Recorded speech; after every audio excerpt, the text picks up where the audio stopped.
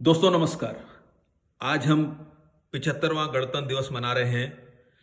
26 जनवरी 1950 को भारत में एक गणतंत्र की स्थापना हुई थी। हमको संविधान मिला था पूरी तरीके से। और ये बात हम लोग सिर्फ मोटा मोटी जानते हैं, लेकिन उसके पीछे की जो कहानी थी उसी पर मैं थोड़ा सा प्रकाश डालना चाहूँगा, जिससे हमारे वे विद्यार्थी, हमारे वे परिचित जो कि इसके बैकग्राउंड से बहुत ज़्यादा परिचित नहीं है, उनको भी पता चले कि कैसे हमारे मुल्क में संविधान बना, कैसे वो स्थापित हुआ। अगर हम बात करें 1914 की, तो गोपाल कृष्ण गोखले ने उस वर्ष सबसे पहले एक देश के लिए संविधान बनाने की बात की थी और उन्होंने एक संविधान का ड्राफ्ट भी प्रस्तुत किया था।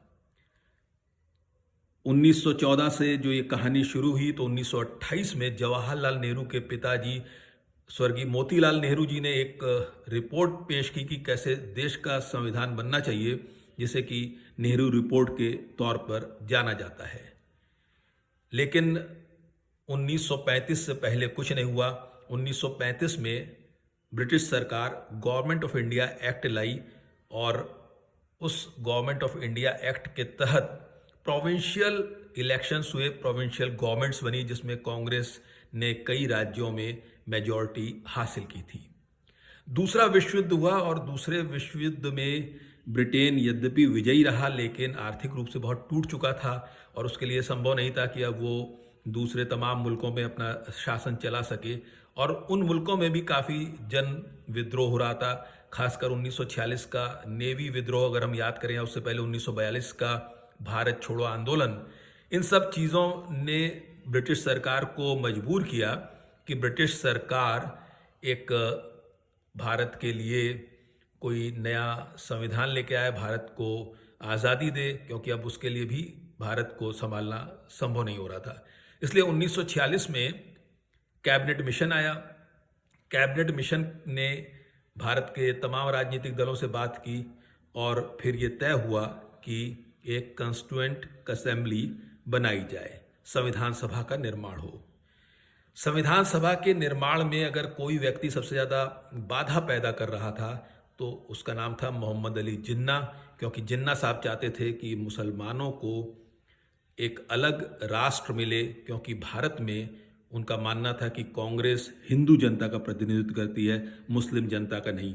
यद्यपि लाखों लाख मुस्लिम्स ने मोहम्मद अली जिन्ना की बात नहीं मानी और वो हिंदुस्तान में रहे, लेकिन संविधान सभा के गठन में जिन्ना साहब ने जो रोड़े अटकाए, जो अड़चनें पैदा की, उसकी वजह से वो बहुत सुचारू रूप से तो नहीं चल पाई। फिर भी 9 दिसंबर 1946 को संविधान सभा की पहली बैठक हुई और उसमें जो प्रोविंशियल चुनाव हुए थे 1946 में, उससे जो लोग चुने गए थे उन्होंने अपने रिप्रेजेंटेटिव भेजे। संविधान सभा में जो रिप्रेजेंटेटिव आए वो प्रोविंशियल इलेक्शंस के जो रिप्रेजेंटेटिव थे उनके द्वारा इनडायरेक्टली चुने गए थे। और इस तरह से जो 9 दिसंबर 1946 को पहली संविधान सभा बैठी, उसमें सदस्यों की संख्या थी 389।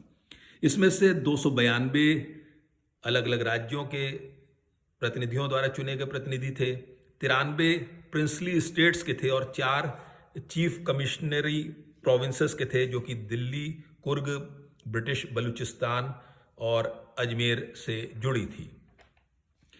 अब चूंकि जिन्ना साहब अड़ गए थे कि नहीं, हम इस कॉन्स्टिट्यूशन असेंबली को नहीं मानते, इस संवैधानिक सभा को नहीं मानते, इसलिए उनके मेंबर्स ने विड्रॉ किया और होते होते 3 जून 1947 को लॉर्ड माउंटबेटन, जो कि भारत के आखिरी वायसराय थे, उन्होंने एक घोषणा की कि भारत और पाक 2 अलग अलग राष्ट्र बनेंगे।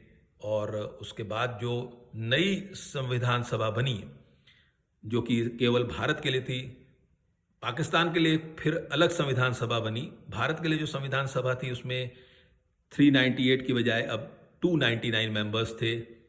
ये संविधान सभा ही वही थी जिसने कि भारत के संविधान का निर्माण किया।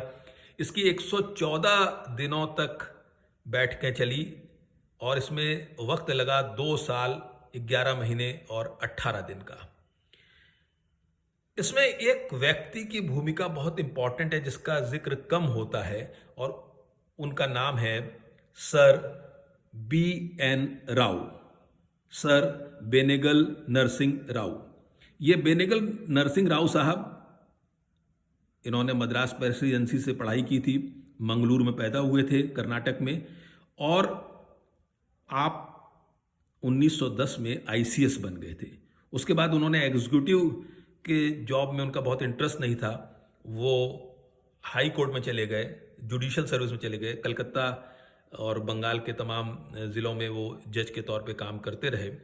तो ये जो बी एन राव साहब थे, इनको 1938 में ब्रिटिश गवर्नमेंट ने सर की उपाधि दी, और ये जो कॉन्स्टिट्यूशन कमेटी बनी जिसके अध्यक्ष राजेंद्र प्रसाद जी बने, उन्होंने सर बी एन राव की सेवाएं ली।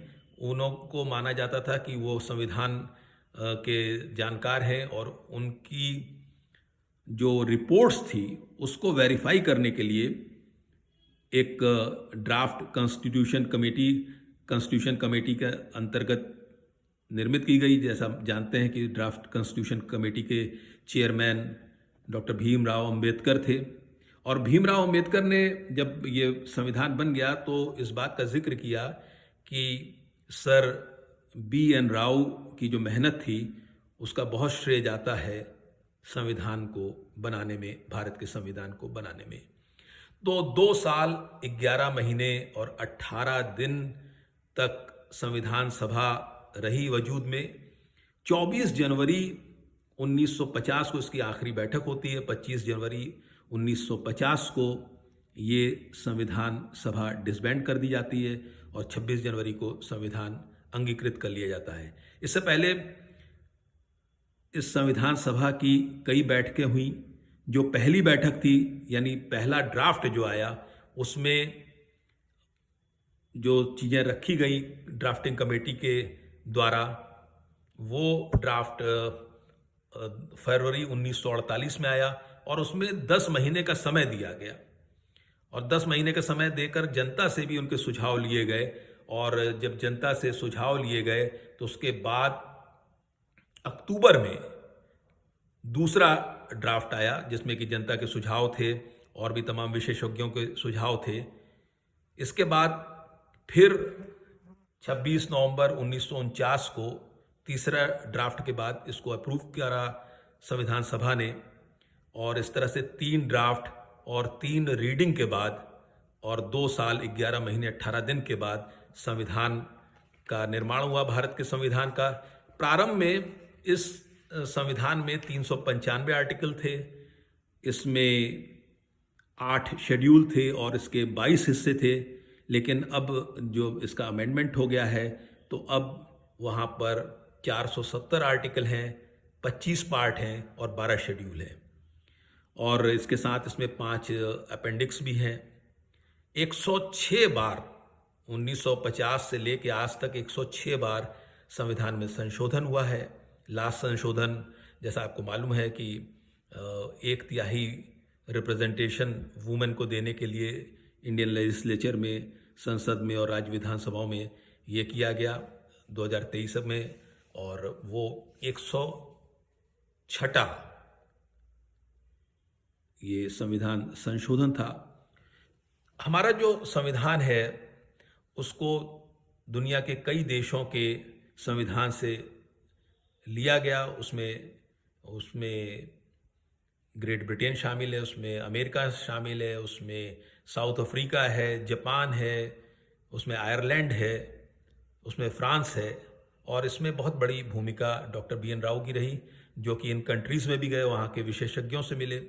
तो इस तरह से संविधान का निर्माण हुआ है, और आज हमको उस संविधान की रक्षा करनी है जिसकी निर्मिती में इतने मेहनत की गई, देश के सभी इलाकों के लोगों का ध्यान रखा गया, और आज हमको ये प्रण लेना चाहिए कि हम संविधान के अनुसार देश को चलाने में अपना सहयोग देंगे। और कोई व्यक्ति अगर संविधान से इतर बात करता है, देश को इस संविधान से अलग चलाने की बात करता है, तो उसका हम पुरजोर विरोध करेंगे। इनकलाब जिंदाबाद, वंदे मातरम।